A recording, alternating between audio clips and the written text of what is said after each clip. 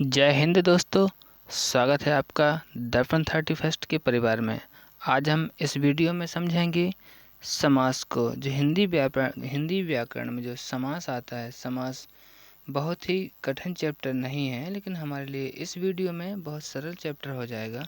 इसमें हम सभी संपूर्ण समास को बहुत अच्छी तरह से समझेंगे और यूपीएसआई में 100% कुछ क्वेश्चन आते हैं, एक दो क्वेश्चन उसमें आते ही हैं जिसमें समास एक न एक समास पूछा जाता है। यदि समास के प्रकार देखे जाएं तो समास हमारे कितने प्रकार के होते हैं? समास होते हैं हमारे 6 प्रकार के। समास होते हैं 6 प्रकार के। समास इस समय जो हैं जो समय समास 6 प्रकार के होते हैं। समास को यदि याद करें तो हम इसमें लिखा है कि सभी समास याद करने की ट्रिक। ये बहुत अच्छी ट्रिक है जो आपके यहाँ बहुत इम्पोर्टेंट है, जो आपके बहुत ही काम आएगी। इसमें हमें सिर्फ याद करना होगा द्वंद्व अब तक। ये क्या है? द्वंद्व अब तक। सिर्फ द्वंद्व अब तक हमें याद करना है। इस द्वंद्व अब तक से हम सारे के सारे समास एक साथ इकट्ठे याद कर लेंगे। बस एक छोटा सा वाक्य है, द्वंद्व अब तक। बस इस छोटे से वाक्य में सारा का सारा समास समाया हुआ है। जैसे पहला यदि हम इसका एनालिसिस करके देखें तो ये द्वंद्व है। द्वंद्व से द्वि से बन जाता है द्वंद्व समास। इस पर दी से बन जाता है द्विगु समास। इस आ से बन जाता है अव्ययीभाव समास। वा से होता है बहुव्रीहि समास। ता से तत्पुरुष समास। का से कर्मधारय समास। द्वंद्व अब तक। द्वंद्व अब तक इससे सीधा सीधा हम मिला लेते हैं तो दा से द, दी, इस दी से दी, आ से अ, बा से ब, ता से तत्पुरुष समास। का से कर्मधारय समास। इस तरह से सिर्फ एक ही सेंटेंस में, एक ही वाक्य में हम सारे के सारे समास तैयार कर लेते हैं। तो जैसे कि यही लिखा है, सिर्फ हमें सिर्फ एक ही वाक्य को याद करना है, इस वाले वाक्य को, और हमें पूरा का पूरा समास याद हो जाएगा। अब हम नेक्स्ट स्लाइड में देखेंगे, इसको एक एक करके डिटेल्स में पढ़ेंगे जिससे कि हमारे सारे डाउट्स क्लियर हो जाएं, और एग्जाम्पल देकर ही पढ़ेंगे जिससे कि समझ में आराम से आएगा हमें। अब हम इस स्लाइड में देखते हैं तो इस स्लाइड में हम देखते हैं द्वंद्व समास को। तो द्वंद्व समास को अगर हम लोग इस समास को डिटेल्स में पढ़ें तो बहुत ही शॉर्ट ट्रिक में हम इसे याद करेंगे। तो इसकी शॉर्ट ट्रिक क्या है? जब भी द्वंद्व समास होता है तो वहाँ पे योजक चिन्ह आता है। कौन सा चिन्ह आता है? योजक चिन्ह। योजक चिन्ह आता है। अपना मार्कर का थोड़ा सा कलर चेंज कर लेते हैं, ब्लैक रेड कर लेते हैं। इसमें कौन सा चिन्ह आता है? योजक चिन्ह आता है। योजक चिन्ह आता है। इसमें योजक चिन्ह कौन सा होता है? ये वाला हमारा योजक चिन्ह होता है। ये कौन सा चिन्ह होता है? ये होता है योजक चिन्ह। ये होता है योजक चिन्ह। अब हम इसे याद कैसे रखें कि योजक चिन्ह द्वंद्व समास में ही आता है? तो इसके लिए जैसे कि द और द द्वंद्व इसी प्रकार से लिखा जाता है ना, तो जैसे द इन दोनों के बीच में इस योजक चिन्ह को लगा दो। इससे हमें याद रहेगा कि द्वंद्व समास में योजक चिन्ह है। अगर हम लोग जैसे कि कोई एग्जाम्पल अगर हम देखें तो जब हम कोई एग्जाम्पल देखते हैं तो इस तरह से होता है पाप पुण्य। इसमें योजक चिन्ह है तो यहाँ पे द्वंद्व समास होगा। यहाँ पे कौन सा समास होगा? यहाँ पे होगा द्वंद्व समास। इसमें कौन सा चिन्ह होता है? योजक चिन्ह। द्वंद्व समास में योजक चिन्ह होता है। याद करने का सिर्फ एक ही तरीका है, द द्वंद्व द, ये हो गया इसमें योजक चिन्ह। दो शब्दों के बीच में योजक चिन्ह लगता है। जैसे जैसे कि आना जाना, हम लोग जिस तरह से आना लिखते हैं और जाना लिखते हैं, इसके बीच में योजक चिन्ह लगता है तो यहाँ पर हो जाता है ये द्वंद्व समास। द्वंद्व समास अब समझ में आ ही गया होगा। अब नेक्स्ट स्लाइड में हम समझेंगे किस समास को? द्विगु समास को। नेक्स्ट स्लाइड में कौन सा? द्विगु समास। द्विगु समास में दिगु गु से समझ में आ रहा है, जैसे ग से गिनती होता है। कौन सा होता है? गिनती। गा से गिनती होती है। तो अब तो समझ में आया क्या होगा कि गिनती होती है तो गिनती ही आएगी। जैसे कि जैसे हम गिनती में आता है दोपहर, तो यहाँ तो गिनती देखने को मिल रही है दोपहर में, यानी कि दो ये गिनती होती है। तो दो गिनती होती है तो दोपहर ही आएगा इसका एग्जाम्पल। और दूसरा एग्जाम्पल अगर हम देखें तो जैसे नवरात्रि, कौन सी रात्रि? नवरात्रि। नवरात्रि में यहाँ पर नव आ रहा है, यानी कि 9 आ रहा है। 9 यानी कि 9 भी एक गिनती होती है। तो यहाँ पर भी कौन सा समास होगा? द्विगु समास। यहाँ होगा द्विगु समास। एक एग्जाम्पल और देख लेते हैं, जैसे कि होता है तिरंगा। तिरंगा, तो यहाँ पे ती आ रहा है, 3 यानी कि 3 रंगों का समूह। तिरंगा, तिरंगे में 3 रंग होते हैं, 3 यानी कि 3, इस प्रकार से। तो ये भी हो जाते हैं द्विगु समास, क्योंकि यहाँ पर भी आ रही है गिनती। अब नेक्स्ट स्लाइड में हम देखते हैं कौन समास आ रहा है। नेक्स्ट स्लाइड में अव्ययी भाव समास, यानी कि अव्ययी समास या फिर अव्ययी भाव समास तो कहते हैं, लेकिन शॉर्ट में इसमें अव्ययी भाव समास लिख गया है, तो मान लेते हैं ये अव्ययी भाव समास है। तो यहाँ पे क्या दिख रहा है? आ दिख रहा है। तो इस आ से हम लोग समझते हैं, ऐसे तो आ लिखते हैं, इसमें ये हम क्रॉस कर देते हैं, सिर्फ ऊ बचता है। ऊ मतलब उपसर्ग। अव्ययी भाव समास में उपसर्ग लगा होता है। इस उपसर्ग लगे होने से हम जान जाते हैं कि यहाँ पे अव्ययी भाव समास है। तो ये तो हमने इसकी डेफिनेशन पढ़ ली है कि इसमें होना आएगा उपसर्ग। उपसर्ग आया तो अव्ययी भाव समास होगा। अब इसका हम कुछ एग्जाम्पल देखते हैं। अव्ययी भाव के समास हैं यथा संभव।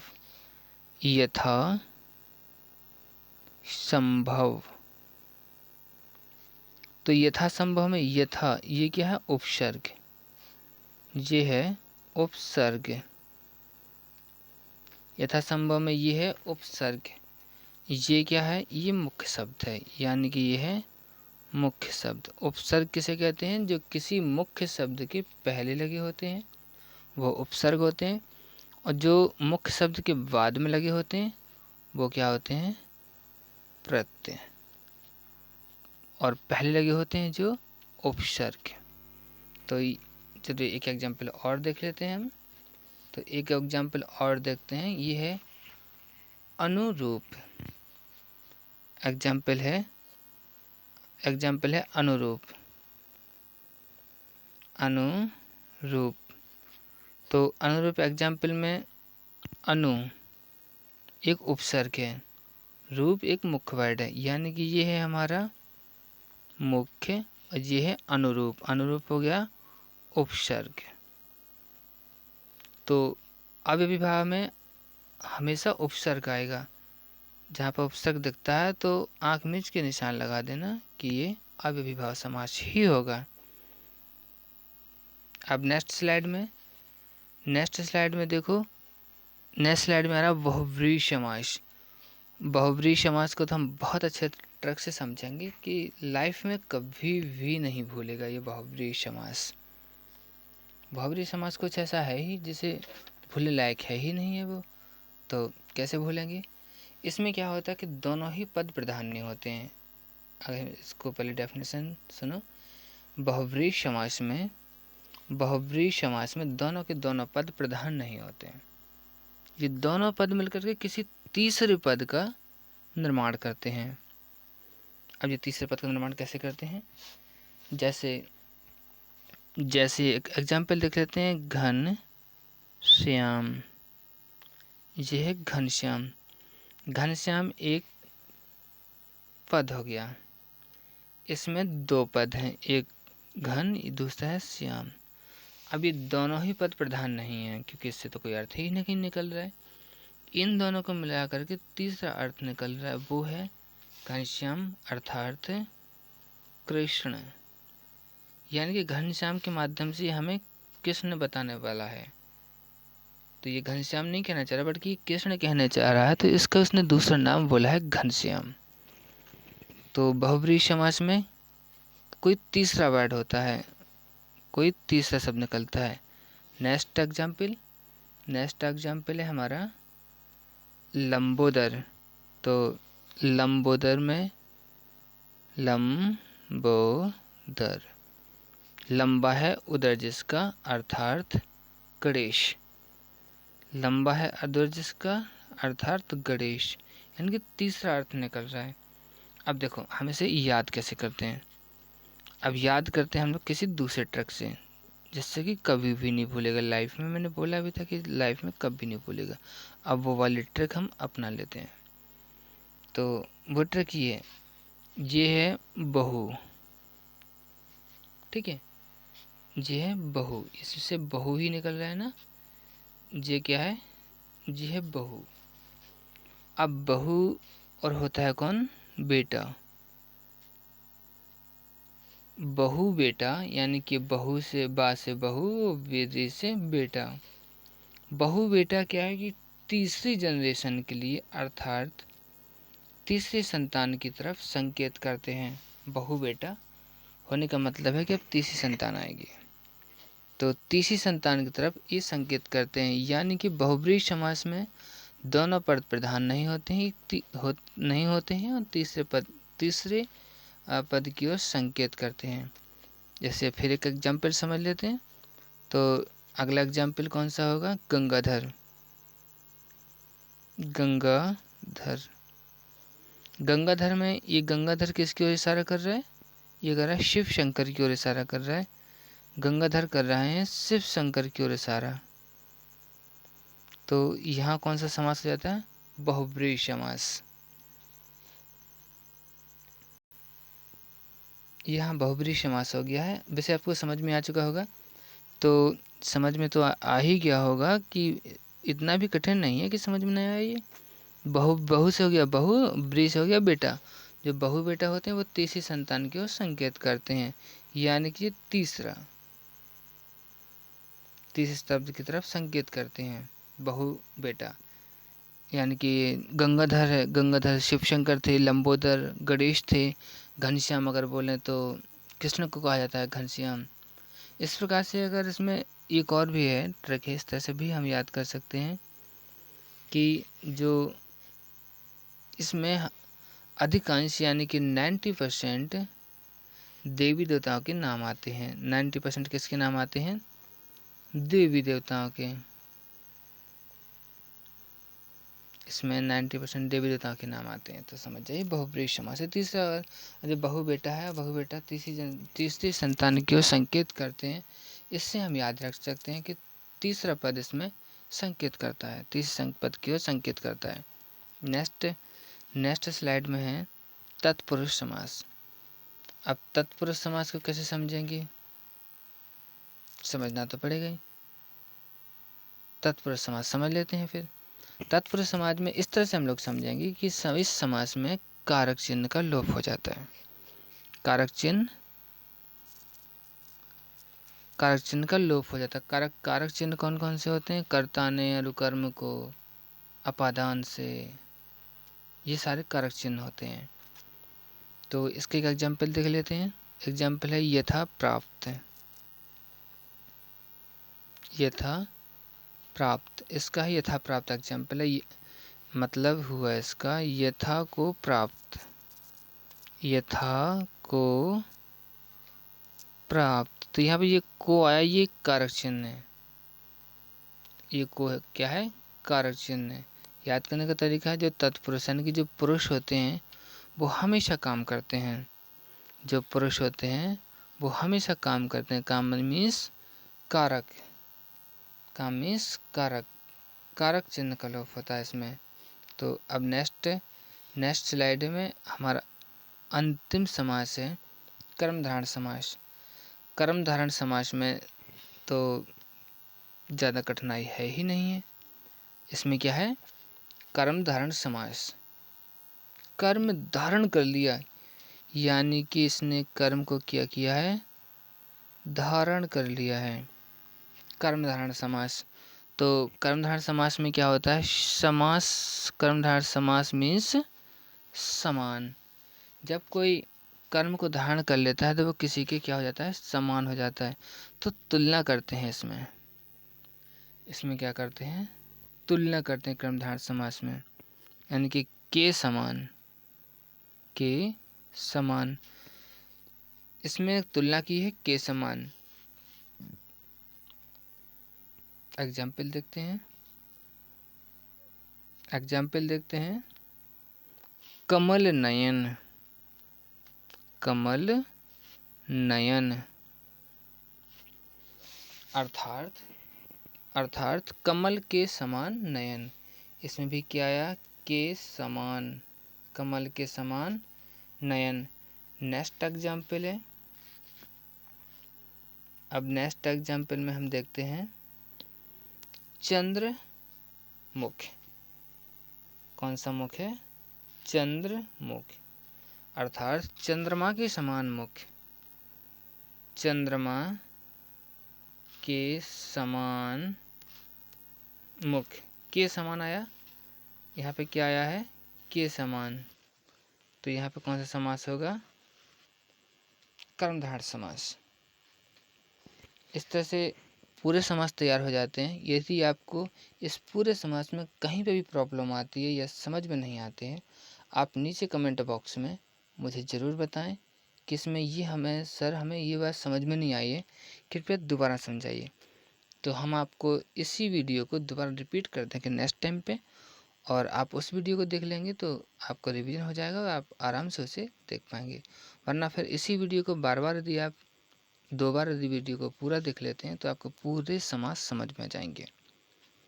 ज़्यादा कठिन समास नहीं है, ये सारे समास आपको एक ही वीडियो में समझ में आ जाएंगे। चलो एक बार हमें जो ट्रिक याद थी उसको रिवीजन कर लेते हैं। कौन सी थी, दिगु अब तक। कौन सी थी, दिगु अब तक। पेन कलर का चेंज कर लेते हैं। हाँ, दिंद अब तक, दिंद अब तक। इस दा से बनता है द्वंद्व समास, इससे बनता है द्वंद्व समास, और इससे क्या बनता है, इससे बनता है द्विगु समास, द्विगु समास। इससे बन जाता है द्विगु समास। आ से बनता है अव्ययीभाव समास। कौन सा, अव्ययीभाव, अव्ययीभाव समास बन जाता है आ से। बा से बन जाता है बहुब्रीहि समास, बा से बनता है बहुब्रीहि समास। ता से तत्पुरुष समास, का से कर्मधारय समास। अब कर्मधारय समास हो गए, सारे के सारे समास इसमें याद हो गए। अब याद कैसे करें, जो द्विगु समास, द्वंद्व समास था, द्वंद्व में दा 2 बार आ रहा है, तो इसमें बीच में कौन सा चिन्ह होगा, योजक चिन्ह होगा। दिगु ग यानी कि गिनती, कौन सा क्या आ रहा है, इसमें गिनती आ रही है, तो गा से गिनती हो जाती है। आ से अविभाव, आ से हो जाता है उ यानी कि उपसर्ग। बा से बहु बेटा तीसरे की तरफ संकेत करते हैं।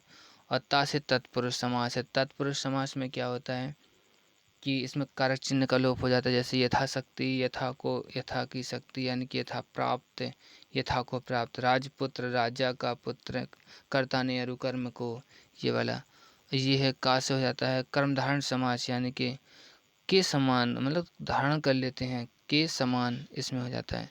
इस तरह से 6 जो हैं समास पूरे याद हो जाते हैं। अब तो मेरे हिसाब से आपको इस समास में कोई प्रॉब्लम नहीं आनी चाहिए। यदि आती है तो कमेंट बॉक्स में मुझे ज़रूर बता देना, और या फिर इस वीडियो को आप बार बार देखेंगे तो आपको पूरा का पूरा दोबारा समझ में आ जाएगा, पूरे समास। Thank you so much, thank you. और हाँ, इसी प्रकार की वीडियो पाने के लिए हमारे इस यूट्यूब चैनल दर्पण 31 को सब्सक्राइब करें, लाइक करें इस वीडियो को, और इसी समास को याद करने का तरीका सबको बताएं। इसलिए इस वीडियो को शेयर ज़रूर करें अपने दोस्तों को। 100% आपको समास कभी नहीं भूलेंगे। Thank you.